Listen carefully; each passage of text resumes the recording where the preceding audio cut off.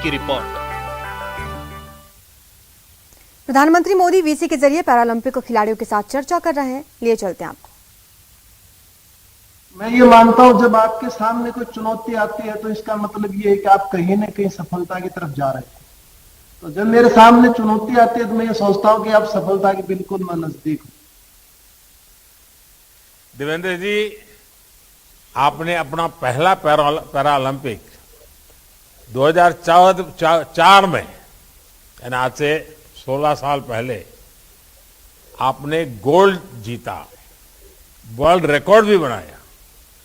लेकिन दूसरा गोल्ड रियो में 2016 में 12 साल के अंतर के बाद फिर से आपने विश्व रिकॉर्ड बनाया।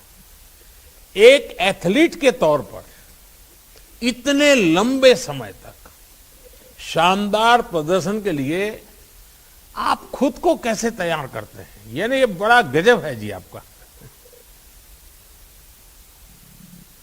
बिल्कुल सर, बहुत साल का गैप हो गया था मेरा। बीजिंग ओलंपिक में इवेंट नहीं आया, फिर लंदन में नहीं आया। लेकिन मैं सच बताऊं, मैं जेवलिन के कुछ ज्यादा नहीं जानता लाइफ में। मुझे जेवलिन बहुत अच्छी लगती है फेंकना, मेरी लाइफ है वो, ये समझता हूं मैं जिस रूम में मैं सोता हूं उसमें भी मेरा हमेशा एक जेवलिन रहती है। तो मेरा उसके प्रति बहुत मैं समर्पित हूं। और एक लाइफ में मैं बहुत ही अनुशासित रहता हूं, टाइम पे सोना, टाइम पे खाना खाना और एक सकारात्मक सोच।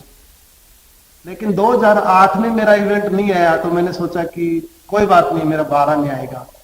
लेकिन जब मेरा 12 में इवेंट नहीं आया तो एक बार मेरा मन ऐसे किया कि अब मेरे को गेम छोड़ देना चाहिए, क्योंकि उस टाइम में मेरी वाइफ भी नेशनल लेवल पे खेल रही थी। तो उनको मैंने कहा कि शायद मुझे आपके लिए अच्छा करना चाहिए, मैं आपको आगे प्रमोट करूंगा। फिर हमने डिसीजन लिया। वाइफ ने कहा नहीं, आप 16 तक खेल सकते हो।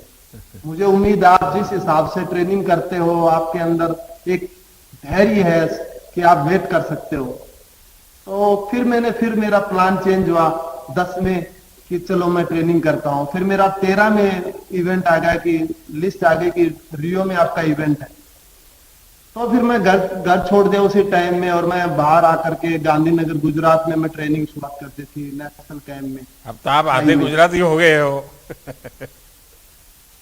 मैं तो 75% हो गया। 13 से 21 तक आज भी मैं वहीं पे ट्रेनिंग कर रहा हूँ। मेरे को गांधीनगर मेरी दूसरी, मैं मानता हूँ मेरी एक कर्म भूमि है। तो मेरे को बहुत अच्छा लगता है यहाँ पे। अच्छा देवेंद्र जी, आप इतने सारे गोल्ड मेडल जीत चुके हैं। देवेंद्र जी, आपको अपने कैरियर की कौन सी उपलब्धि है जो सबसे बड़ी लगती है? सर, मेरे को सच बताऊं 2 उपलब्धियां बहुत बड़ी लगती। एक तो मुझे ये लगता है कि जब मैं एबल बॉडी में पहली बार खेला था और मैं डिस्ट्रिक्ट का चैंपियन बना, तो उस दिन मुझे ऐसा महसूस हुआ कि मैंने ओलंपिक का मेडल जीत लिया। कि 15-16 साल उम्र थी, अब मुझे कोई कमजोर नहीं कहेगा। मुझे अलग से फील हुआ कि अब मुझे कोई कमजोर नहीं कहेगा। और कहीं न कहीं 12 साल का इंतजार था, तो वो 12 साल का वेट, रियो पैरालंपिक्स का, वो भी वर्ल्ड रिकॉर्ड के साथ गोल्ड मेडल जीता।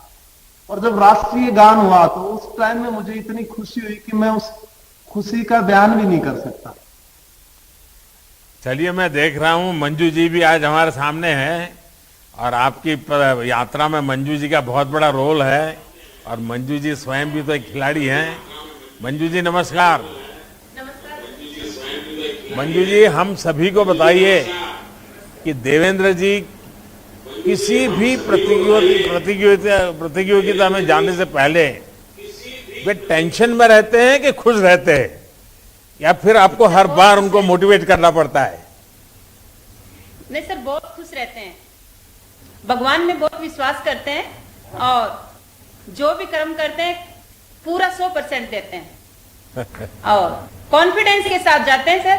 और इनका कॉन्फिडेंस देख के मेरे को ये लगता है कि ये सिर्फ इनको कंपटीशन खेलना ही है। मेडल तो अपना श्योर है, अपने देश के लिए मेडल तो लेके ही आएंगे। अब आप खेलती हो कि आपने बंद कर दिया? सर, मैंने बंद कर दिया। बच्चों को संभाल रही हूँ, फैमिली को संभाल रही हूँ। अच्छा, जिया खेलती है? बोलो। नमस्कार सर। जिया, क्या खेलती हो बेटा तुम? सर मेरा फेवरेट गेम बैडमिंटन है तो मैं वो अच्छा। खेलती हूँ। और आप पढ़ती कहाँ पर हो? सर मैं जयपुर में पढ़ती हूँ।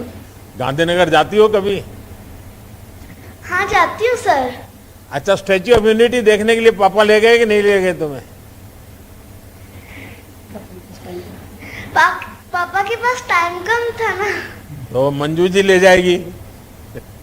हाँ सर बिल्कुल लेके जाऊंगी अब की देखिए, बार। टोक्यो से आने के बाद आप सब लोग सब परिवार स्टैच्यू ऑफ यूनिटी पर जाइए, देखिए देश की शान कैसी है वहां। जिया, ये बताइए कि आपको भी अपने पिता की तरह, अब आप बैडमिंटन खेलती हो लेकिन स्पोर्ट्स में क्या करना चाहती हो, किस प्रकार से आगे बढ़ना चाहती हो? तुम्हें तो माँ सर, बाप मैं- दोनों ने बचपन से ही स्पोर्ट्स की दुनिया में जोड़ा है। सर मैं मेरे पापा की तरह इंडिया के लिए मेडल जीतना चाहती हूँ। वाह, अच्छा अरविंद जी भी है यहाँ। अरविंद जी, सर नमस्कार। भाई आए आप, और भाई भाई तो एक प्रकार से दोनों दोस्त होते हैं, बहुत करीब जी होते सर। हैं और एक दूसरे से बहुत कुछ सीखते भी हैं। आपने देवेंद्र जी से कौन सी सबसे बड़ी बात सीखी है? सर देवेंद्र जी से सबसे बड़ी जो मुझे सीख मिली है वो ये कि बहुत जो भी काम करें वो बिल्कुल शांत मन के साथ करें और अनुशासन से करते हुए उस काम में अपना 100% एफर्ट लगाओ ताकि आपका जो पूरा फोकस है वो उसी के ऊपर रहे। तो उस चीज से मुझे बहुत सीखने को मिला है और हम बहुत मोटिवेट होते हैं उस चीज से। चलिए, मेरा परिवार को सबको बहुत शुभकामनाएं और आप सभी से बात करके मुझे बहुत अच्छा लगा। देवेंद्र जी, आपकी यात्रा और सफलता पूरे देश को प्रेरित करती है। एक तरफ जहां जिंदगी ने आपको मुश्किल समय दिखाया, लेकिन आपने और ज्यादा हिम्मत दिखाकर देश। फिलहाल इतना ही। आप देखते रहिए न्यूज़ 18 राजस्थान।